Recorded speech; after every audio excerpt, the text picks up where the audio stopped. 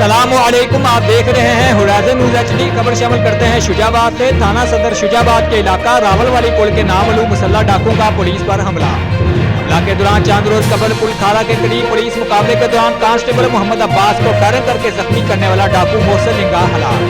जेरे हिरासत डाकू मोहसिन वाल गुलफ्तार कौम लिंगा सकना शाह वाली मौजा खैरपुर शुजाबाद अपने ही साथियों की फायरिंग से हलाक होने वाले मुलजिम को पुलिस की हिरासत में रिकवरी के लिए ले जाया जा रहा था कि 2.5 नंबर सुई गैस रोड के करीब गाड़ी का टायर पंक्चर हो गया। टायर तब्दील करने के दौरान पुलिस मुलाजमीन मुलजिम मोहसिन को लेकर एक साइड पर खड़े थे कि सुई गैस कच्चे रोड की तरफ एक मोटरसाइकिल पर सवार 3 अफराद ने अपने साथी को छिड़वाने की गर्ज से पुलिस पर फायरिंग कर दी। पुलिस ने भी हक हिफाजत खुद इख्तियारी के तहत डाकुओं पर इक्का दुक्का फायर किए। काफी देर तक फायरिंग का तबादला हुआ।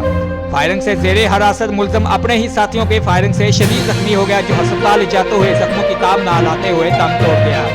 फायरिंग के दौरान हमला करने वाले नामालूम डाकू रात का फायदा उठाते हुए मौका से फरार हो गए। इलाका की नाकाबंदी करवा दी गई है और फरार हुए मुलजमान की गिरफ्तारी के लिए टीमें तश्कील देकर उनकी गिरफ्तारी के लिए छापे मारे जा रहे हैं।